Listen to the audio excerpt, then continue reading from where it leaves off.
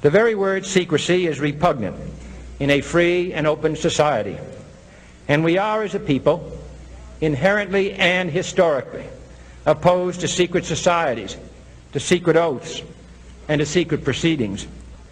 For we are opposed around the world by a monolithic and ruthless conspiracy that relies primarily on covert means for expanding its sphere of influence, on infiltration instead of invasion, on subversion instead of elections, on intimidation instead of free choice.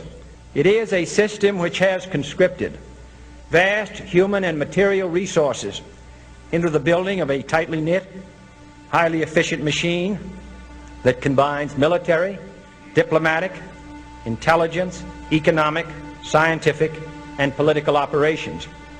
Its preparations are concealed, not published. Its mistakes are buried, not headlined. Its dissenters are silenced, not praised. No expenditure is questioned, no secret is revealed. That is why the Athenian lawmaker Solon decreed it a crime for any citizen to shrink from controversy. I am asking your help in the tremendous task of informing and alerting the American people, confident that with your help, man will be what he was born to be, free and independent.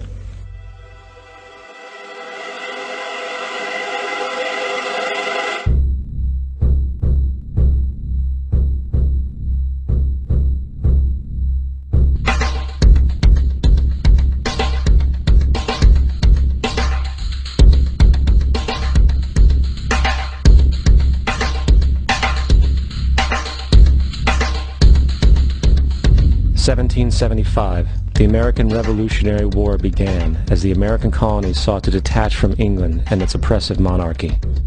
Though many reasons are cited for the revolution, one in particular sticks out as the prime cause: that King George III of England outlawed the interest-free, independent currency the colonies were producing and using for themselves, in turn forcing them to borrow money from the Central Bank of England at interest, immediately putting the colonies into debt.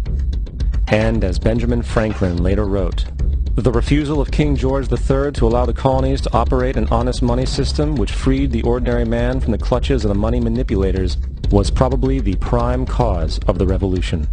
In 1783, America won its independence from England. However, its battle against the central bank concept and the corrupt, greed-filled men associated with it had just begun. So what is a central bank? A central bank is an institution that produces the currency of an entire nation. Based on historical precedent, two specific powers are inherent in central banking practice: the control of interest rates and the control of the money supply, or inflation. The central bank does not simply supply a government's economy with money, it loans it to them at interest. Then, through the use of increasing and decreasing the supply of money, the central bank regulates the value of the currency being issued. It is critical to understand that the entire structure of this system can only produce one thing in the long run: debt. It doesn't take a lot of ingenuity to figure this scam out. For every single dollar produced by the central bank is loaned at interest. That means every single dollar produced is actually the dollar plus a certain percent of debt based on that dollar. And since the central bank has the monopoly over the production of the currency for the entire country, and they loan each dollar out with immediate debt attached to it, where does the money to pay for the debt come from? It can only come from the central bank again, which means the central bank has to perpetually increase its money supply to temporarily cover the outstanding debt created, which in turn, since that new money is loaned out at interest as well, creates even more debt. The end result of this system without fail is slavery, for it is impossible for the government and thus the public to ever come out of the self-generating debt. The founding fathers of this country were well aware of this.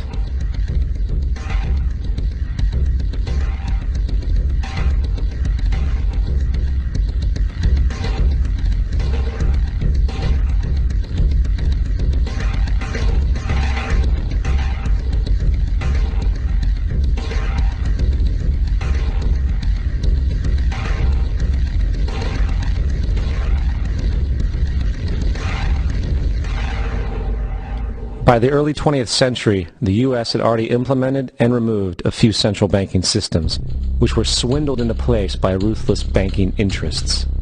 At this time, the dominant families in the banking and business world were the Rockefellers, the Morgans, the Warburgs, the Rothschilds. And in the early 1900s, they sought to push, once again, legislation to create another central bank. However, they knew the government and public were very weary of such an institution, so they needed to create an incident to affect public opinion. So, J.P. Morgan, publicly considered a financial luminary at the time, exploited his mass influence by publishing rumors that a prominent bank in New York was insolvent or bankrupt. Morgan knew this would cause mass hysteria, which would affect other banks as well. And it did. The public, in fear of losing their deposits, immediately began mass withdrawals. Consequently, the banks were forced to call in their loans, causing the recipients to sell their property, and thus a spiral of bankruptcies, repossessions, and turmoil emerged. Putting the pieces together a few years later, Frederick Allen of Life magazine wrote, "The Morgan interests took advantage to precipitate the panic, guiding it shrewdly as it progressed." Unaware of the fraud, the Panic of 1907 led to a congressional investigation headed by Senator Nelson Aldrich, who had intimate ties to the banking cartels and later became part of the Rockefeller family through marriage. The commission, led by Aldrich, recommended a central bank should be implemented so a panic like 1907 could never happen again. This was the spark the international bankers needed to initiate their plan. In 1910, a secret meeting was held at a J.P. Morgan estate on Jekyll Island off the coast of Georgia. It was there that the central banking bill called the Federal Reserve Act was written. This legislation was written by bankers, not lawmakers. This meeting was so secretive, so concealed from government and public knowledge that the 10 or so figures who attended disguised their names when en route to the island. After this bill was constructed, it was then handed over to their political frontman, Senator Nelson Aldrich, to push through Congress. And in 1913, with heavy political sponsorship by the bankers, Woodrow Wilson became president, having already agreed to sign the Federal Reserve Act in exchange for campaign support. And 2 days before Christmas, when most of Congress was at home with their families, the Federal Reserve Act was voted in, and Wilson in turn made it law. Years later, Woodrow Wilson wrote, in regret,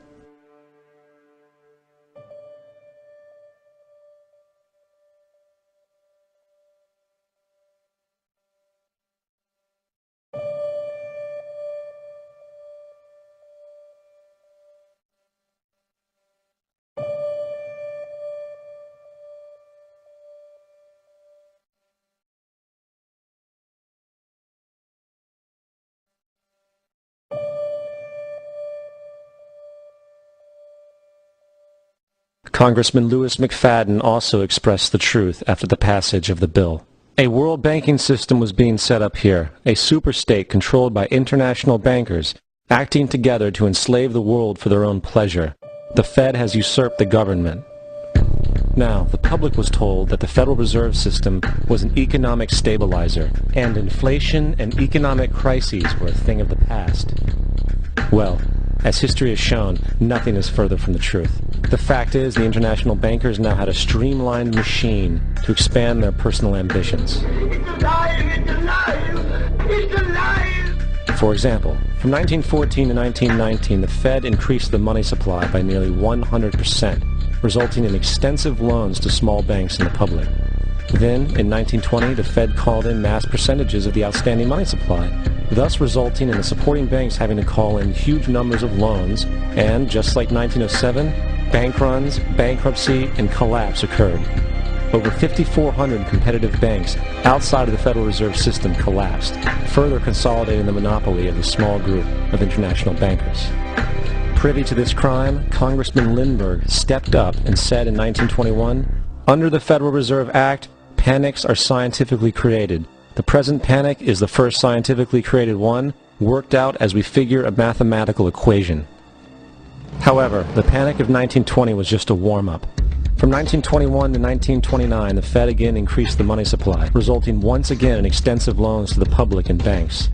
There was also a fairly new type of loan called a margin loan in the stock market. Very simply, the margin loan allowed an investor to put down only 10% of a stock's price, with the other 90% being loaned through the broker. In other words, a person could own $1,000 worth of stock with only $100 down. This method was very popular in the roaring 1920s, as everyone seemed to be making money in the market. However, there was a catch to this loan. It could be called in at any time and had to be paid within 24 hours. This is termed a margin call, and the typical result of a margin call is the selling of the stock purchased with the loan. So, a few months before October in 1929, J.D. Rockefeller, Bernard Baruch, and other insiders quietly exited the market, and on October 24, 1929, the New York financiers who furnished the margin loans started calling them in masse. This sparked an instantaneous, massive sell-off in the market, for everyone had to cover the margin loans. It then triggered mass bank runs for the same reason, in turn collapsing over 16,000 banks, enabling the conspiring international bankers to not only buy up rival banks at a discount, but to also buy up whole corporations at pennies on the dollar. It was the greatest robbery in American history. But that didn't stop there. Rather than expanding the money supply in order to recover from this economic collapse, the Fed actually contracted it, fueling one of the largest depressions in history. Once again outraged, Congressman Louis McFadden, a longtime opponent of the banking cartels, began bringing impeachment proceedings against the Federal Reserve Board, saying of the crash and depression, it was a carefully contrived occurrence. International bankers sought to bring about a condition of despair so that they might emerge the rulers of us all. Not surprisingly, and after 2 previous assassination attempts, McFadden was poisoned at a banquet before he could push for the impeachment. Now, having reduced the society to squalor, the Federal Reserve bankers decided that the gold standard should be removed. In order to do this, they needed to acquire the remaining gold in the system. So, under the pretense of helping to end the Depression, came the 1933 gold seizure. Under the threat of imprisonment for 10 years, everyone in America was required to turn in all gold bullion to the Treasury, essentially robbing the public of what little wealth they had left. And at the end of 1933, the gold standard was abolished. If you look at a dollar bill from before 1933, it says it is redeemable in gold. You look at a dollar bill today, it says it is legal tender, which means it is backed by absolutely nothing. It is worthless paper. The only thing that gives our money value is how much of it is in circulation. Therefore, the power to regulate the money supply is also the power to regulate its value, which is also the power to bring entire economies and societies to its knees.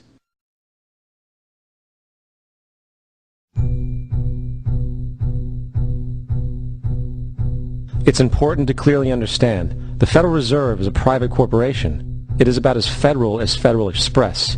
It makes its own policies and is under virtually no regulation by the U.S. government. It is a private bank that loans all the currency at interest to the government, completely consistent with the fraudulent central banking model that the country sought to escape from when it declared independence in the American Revolutionary War. Now, going back to 1913, the Federal Reserve Act was not the only unconstitutional bill pushed through Congress. They also pushed the federal income tax.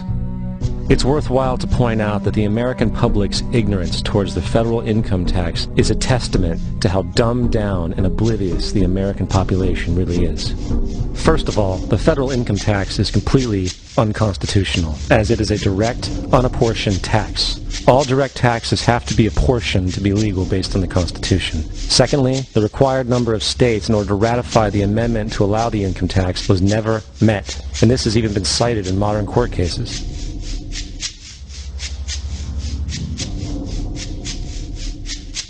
Third, at the present day, roughly 35% of the average worker's income is taken from them via this tax. That means you work 4 months out of the year to fulfill this tax obligation.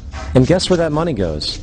It goes to pay the interest on the currency being produced by the fraudulent Federal Reserve Bank, a system that does not have to exist at all. The money you make working 4 months out of the year goes almost literally into the pockets of the international bankers who own the private Federal Reserve Bank.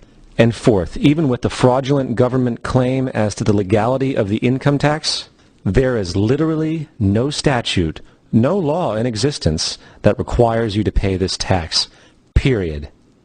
I really expected that, of course there's a law that you can point to in the law book, the code, that requires you to file a tax return. Of course there is. I was at that point where I couldn't find the statute that clearly made a person liable, at least not me and most people I know, and I had no choice in my mind except to resign. Based on the research that I did throughout the year 2000 and that I'm still doing, I have not found that law. I've asked Congress, we've asked a lot of people in the IRS commissioners, helpers. They can't answer, because if they answer, the American people are going to know that this whole thing is a fraud. I haven't filed an federal income tax return since I left. I have not filed a tax return since 1999.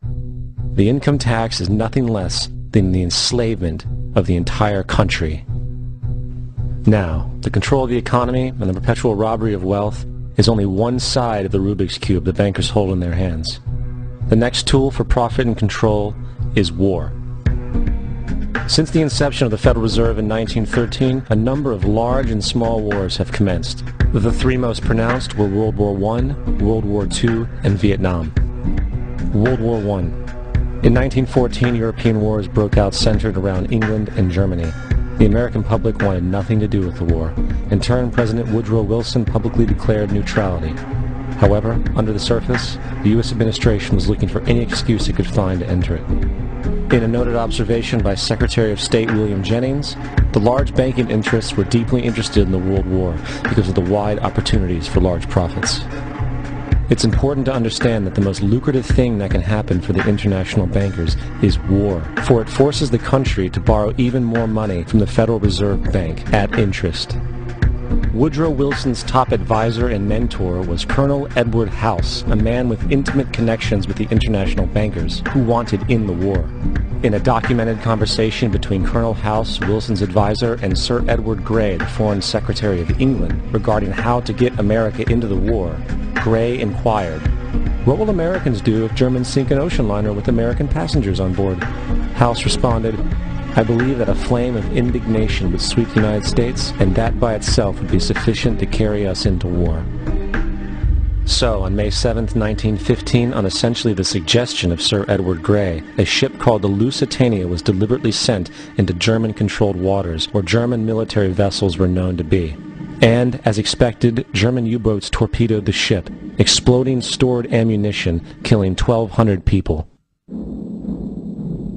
To further understand the deliberate nature of this setup, the German embassy actually put advertisements in the New York Times telling people that if they boarded the Lusitania, they did so at their own risk, as such a ship sailing from America to England through the war zone would be liable to destruction. In turn, and as anticipated, the sinking of the Lusitania caused a wave of anger among the American population, and America entered the war a short time after. The First World War caused 323,000 American deaths. J.D. Rockefeller made $200 million off of it. Not to mention the war cost about $30 billion for America, most of which was borrowed from the Federal Reserve Bank at interest, furthering the profits of the international bankers. World War II. On December 7, 1941, Japan attacked the American fleet at Pearl Harbor, triggering our entry into that war. President Franklin D. Roosevelt declared the attack was a day that will live in infamy. A day of infamy indeed, but not because of the alleged surprise attack on Pearl Harbor. After 60 years of surfacing information, it is clear that not only was the attack on Pearl Harbor known weeks in advance, it was outright wanted and provoked. Roosevelt, whose family had been New York bankers since the 18th century, whose uncle Frederick was on the original Federal Reserve Board, was very sympathetic to the interests of the international bankers, and the interest was to enter the war, as we've seen, nothing is more profitable for international bankers than war. In a journal entry by Roosevelt's Secretary of War Henry Stimson, dated November 25, 1941, he documented a conversation he had with Roosevelt. The question was, how should we maneuver them into firing the first shot? It was desirable to make sure the Japanese be the ones to do this, so that there should remain no doubt as to who were the aggressors. In the months leading up to the attack on Pearl Harbor, Roosevelt had done almost everything in his power to anger the Japanese, showing a posture of aggression. He halted all of Japan's imports of American petroleum. He froze all the Japanese assets in the United States. He made public loans to nationalist China and supplied military aid to the British, both enemies of Japan in the war, which, by the way, is completely in violation of international war rules. And on December 4th, 3 days before the attack, Australian intelligence told Roosevelt about a Japanese task force moving towards Pearl Harbor. Roosevelt ignored it. So, as hoped and allowed, on December 7th, 1941, Japan attacked Pearl Harbor, killing 2,400 soldiers. Before Pearl Harbor, 83% of the American public wanted nothing to do with the war. After Pearl Harbor, 1 million men volunteered for the war. It is important to note, Nazi Germany's war effort was largely supported by two organizations, one of which was called IG Farben. IG Farben produced 84% of Germany's explosives, and even the Zyklon B used in the concentration camps to kill millions. One of the unspoken partners of IG Farben was J.D. Rockefeller's Standard Oil Company in America. In fact, the German Air Force could not operate without a special additive patented by Rockefeller's Standard Oil. The drastic bombing of London by Nazi Germany, for example, was made possible by a $20 million sale of fuel to IG Farben by the Rockefeller Standard Oil Company. This is just one small point on the topic of how American business funded both sides of World War II. One other treasonous organization worth mentioning is the Union Banking Corporation of New York City. Not only did it finance numerous aspects of Hitler's rise to power, along with actual materials during the war, it was also a Nazi money laundering bank, which was eventually exposed for having millions of dollars of Nazi money in its vaults. The Union Banking Corporation of New York was eventually seized for violations of the Trading with the Enemy Act. Guess who the director and vice president of the Union Bank was? Prescott Bush, our current president's grandfather, and of course our former president's father.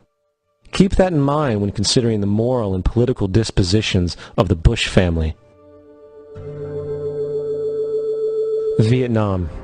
The United States' official declaration of war on North Vietnam in 1964 came after an alleged incident involving two U.S. destroyers being attacked by North Vietnamese PT boats in the Gulf of Tonkin. This was known as the Gulf of Tonkin Incident. This single situation was the catalytic pretext for massive troop deployment and full-fledged warfare.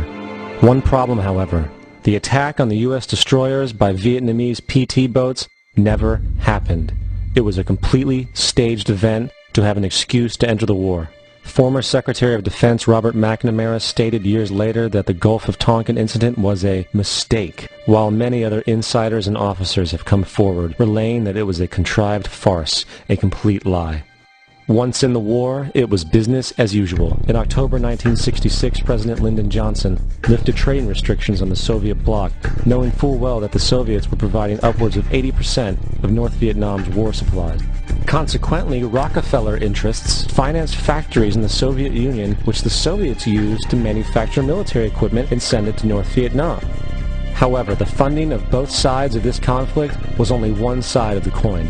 In 1985, Vietnam's rules of engagement were declassified. This detailed what American troops were and were not allowed to do in the war.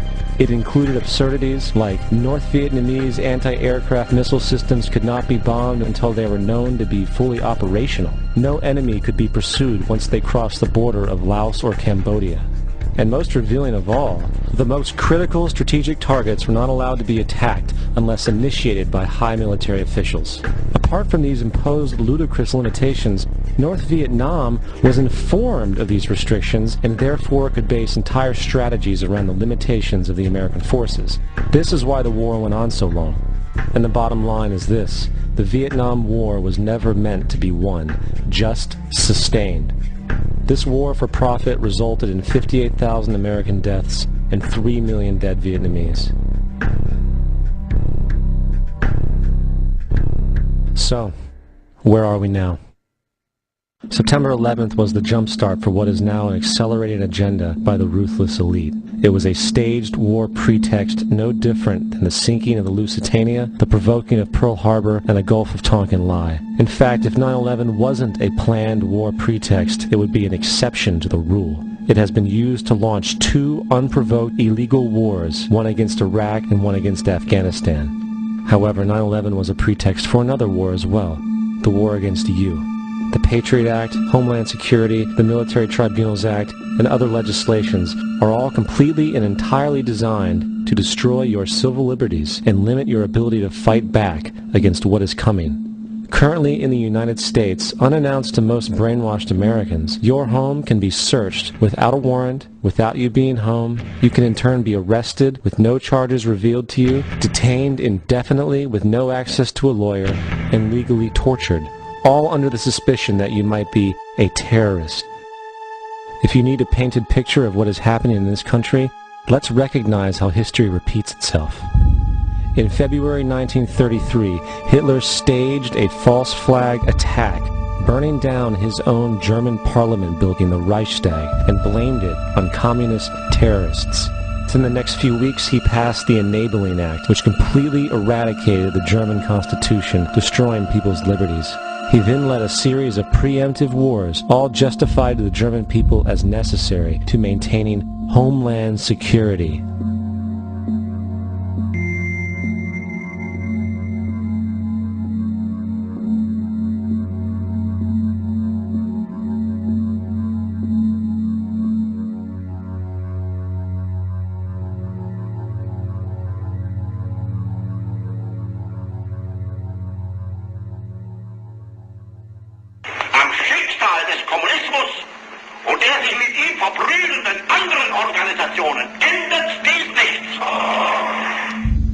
Our enemy is a radical network of terrorists and every government that supports them. It's time to wake up. The people in power go out of their way to make sure that you are perpetually misled and manipulated. The majority's perception of reality, especially in the political arena, is not their own. It is shrewdly imposed upon them without them even knowing it. For example, the public at large actually believes the invasion of Iraq is going badly, as sectarian violence doesn't seem to stop. What the public fails to see is that the destabilization of Iraq is exactly what the people behind the government want.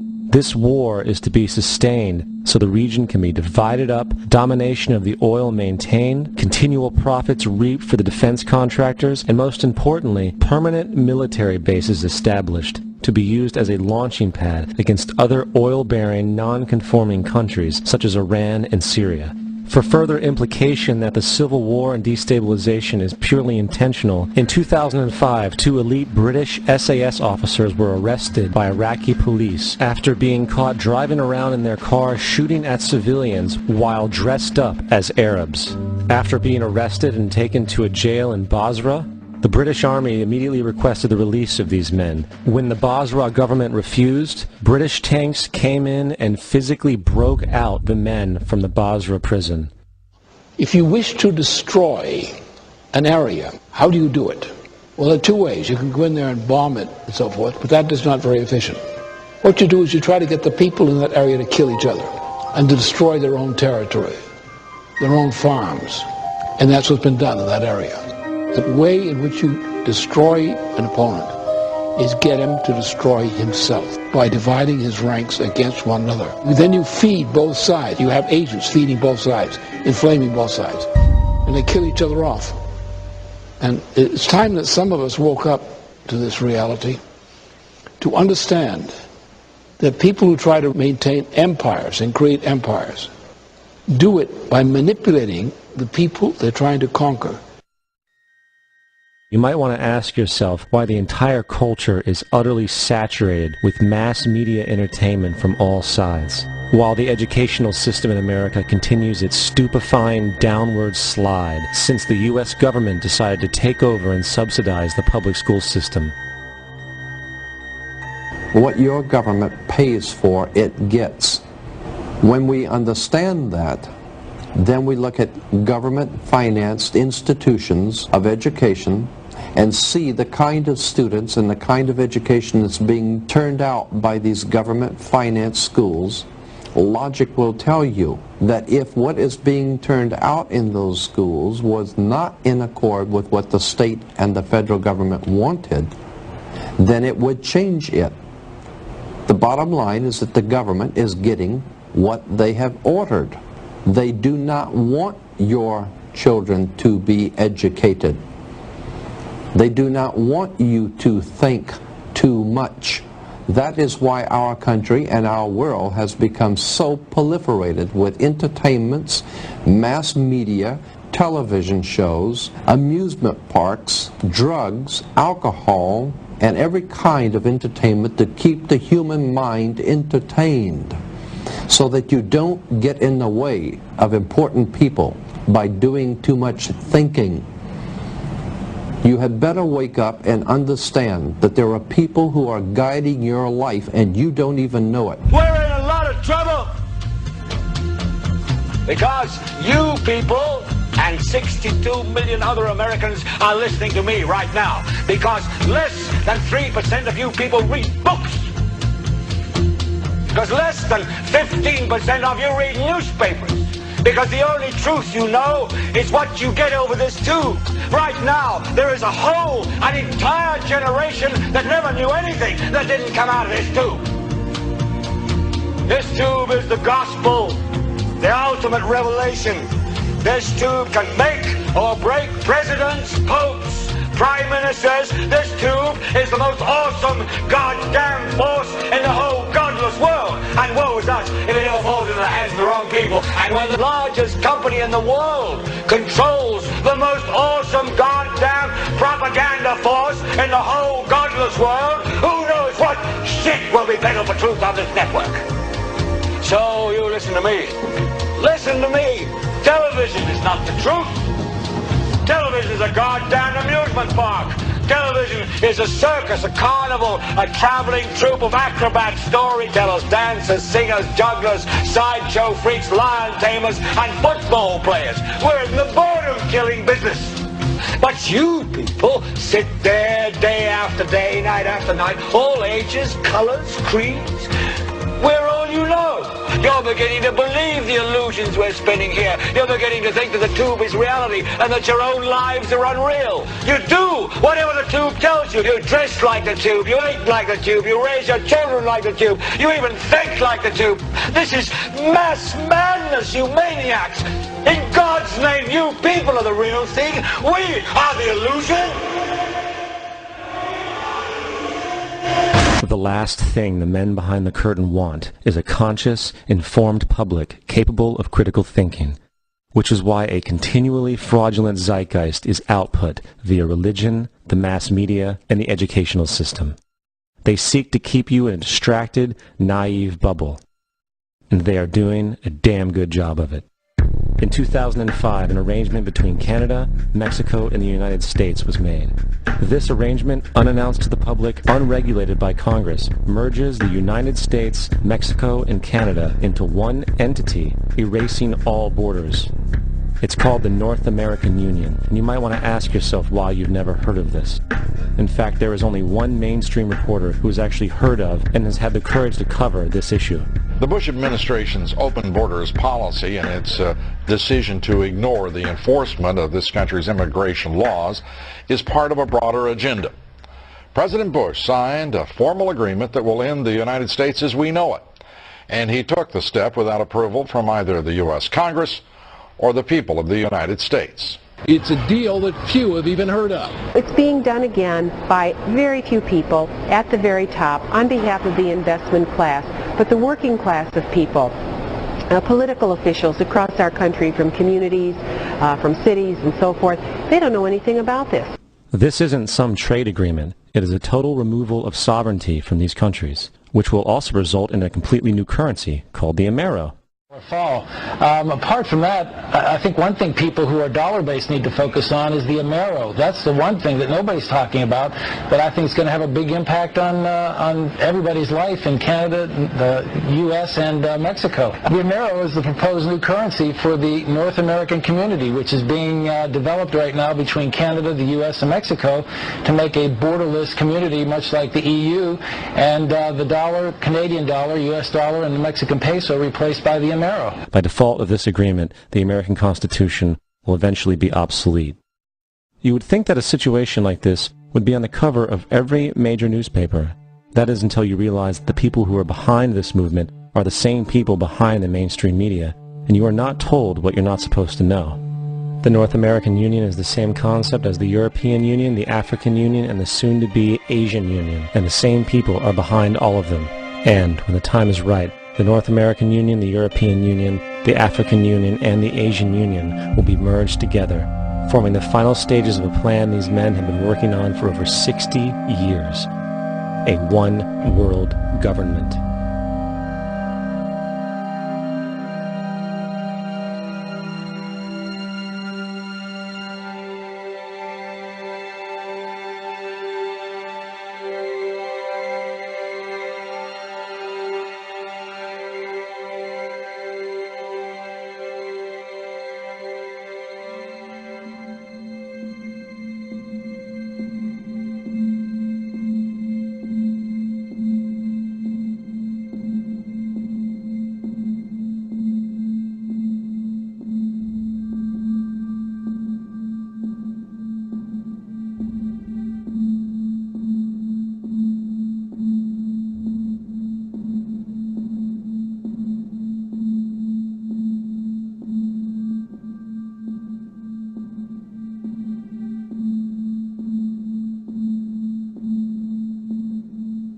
One bank, one army, one center of power.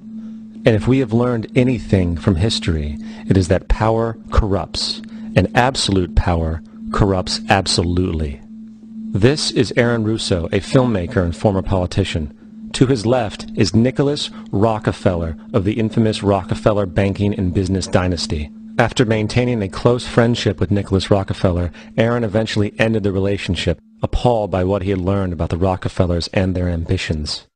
I got a call one day from an attorney woman I knew, and she said, would you like to meet one of the Rockefellers? I said, sure, I'd love to. And we became friends, and he began to divulge a lot of things to me. So he said to me one night, he said that there's going to be an event there, and out of that event, you're going to see, we're going to go into Afghanistan, so we can run pipelines from the Caspian Sea. We're going to go into Iraq to take the oil and establish a base in the Middle East, and we're going to go into Venezuela and try and get rid of Chavez. And the first two they've accomplished. Chavez they didn't accomplish. And he said you're going to see guys going into caves looking for looking for people that they're never going to find. You know, he was laughing about the fact that you have this war on terror. There's no real enemy. He's talking about how by having this war on terror, you can never win it because it's an eternal war. And so you can always keep taking people's liberties away. And I said, how are you going to convince people that this war is real? He said, but the media can convince everybody it's real. I mean, you know, it's just that you keep talking about things. You keep saying it over and over and over again, and eventually people believe it. You know, you created the Federal Reserve in 1913 through lies. You create 9/11, which is another lie. Through 9/11, then you're fighting a war on terror, and now all of a sudden you go into Iraq, which was another lie, and now they're going to do Iran. You know, and it's all one thing leading to another, leading to another, leading to another. Now, I would say that, what are you doing this for? What's the point of this thing? You have all the money in the world you ever want. You have all the power. I said, you know, you're hurting people. It's not a good thing. And he would say, what do you care about the people for? Take care of yourself and you take care of your family. And then I said to him, what are the ultimate goals here? He said, the ultimate goal is to get everybody in this world chipped with the RFID chip, and have all money be on those chips and everything on those chips. And if anybody wants to protest what we do or violate what we want, we just turn off their chip. That's right, microchipped. In 2005, Congress, under the pretense of immigration control and the so-called war on terrorism, passed the REAL ID Act, under which it is projected by May 2008, you will be required to carry around a federal identification card, which includes on it a scannable barcode with your personal information. However, this barcode is only an intermediary step before the card is equipped with a VeriChip RFID tracking module, which will use radio frequencies to track your every move on the planet. If this sounds foreign to you, please note that the RFID tracking chip is already in all new American passports. And the final step is the implanted chip, which many people have already been manipulated into accepting under different pretenses. We have a Florida family who are really pioneers in a brave new world. They have volunteered to be the first ever to have microchip identification devices implanted into their body. After 9/11, I was really concerned with the security of my family. I wouldn't mind having something planted permanently in my arm that would identify me. In the end, everybody will be locked into a monitored control grid where every single action you perform is documented. And if you get out of line, they can just turn off your chip, for at that point in time, every single aspect of society will revolve around interactions with the chips. This is the picture that is painted for the future if you open your eyes to see it. A centralized one-world economy where everyone's moves and everyone's transactions are tracked and monitored, all rights removed. The most incredible aspect of all. These totalitarian elements will not be forced upon the people. The people will demand them. For the social manipulation of society through the generation of fear and division has completely detached humans from their sense of power and reality. A process which has been going on for centuries, if not millennia. Religion, patriotism, race, wealth, class, and every other form of arbitrary, separatist identification, and thus conceit, has served to create a controlled population, utterly malleable in the hands of the few. Divide and conquer is the motto, and as long as people continue to see themselves as separate from everything else, they lend themselves to being completely enslaved. The men behind the curtain know this, and they also know that if people ever realize the truth of their relationship to nature, and the truth of their personal power, the entire manufactured zeitgeist they prey upon will collapse like a house of cards.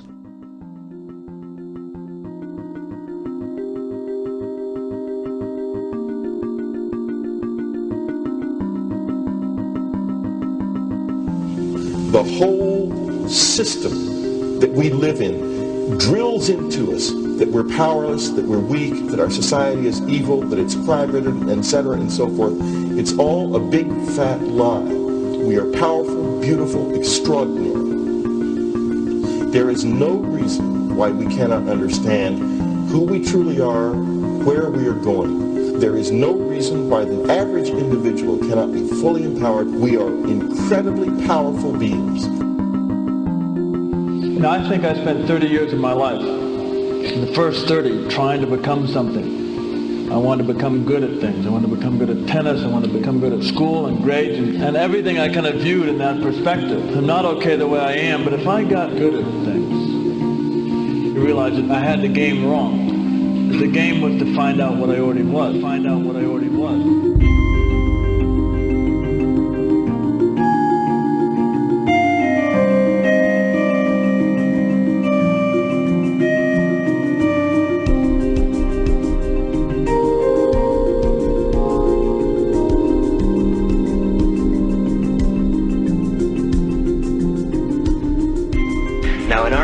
We've been trained for individual differences to stand out.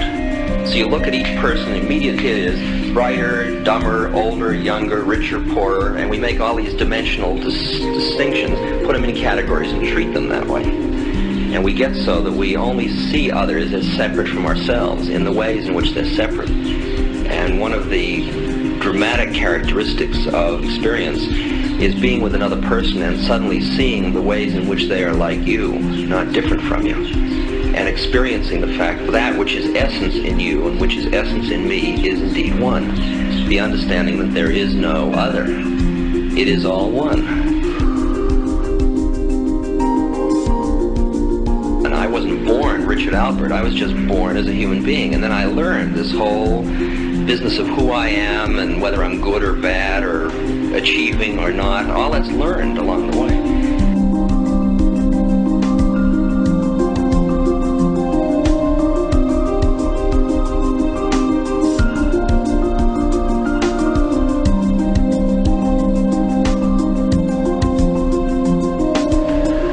The old appeals to racial, sexual, and religious chauvinism, to rabid nationalist fervor, are beginning not to work. A new consciousness is developing which sees the earth as a single organism and recognizes that an organism at war with itself is doomed.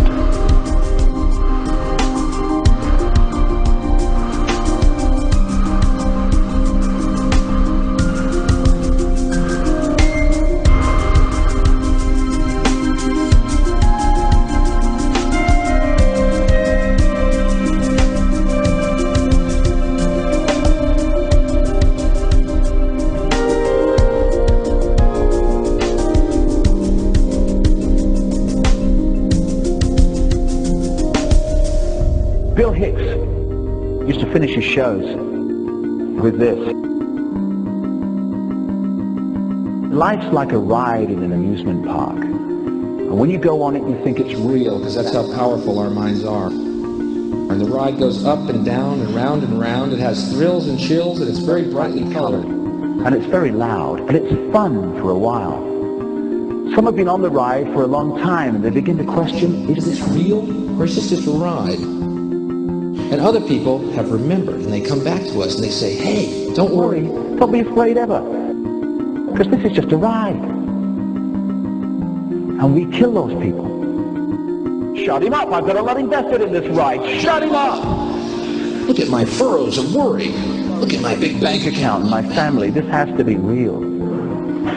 It's just a ride. But we'll kill those good guys who try and tell us that. You ever notice that? And let the demons run amok? But it doesn't matter, because it's just a ride, and we can change it anytime we want. It's only a choice. No effort, no work, no job, no savings of money. Just a choice right now between fear and love.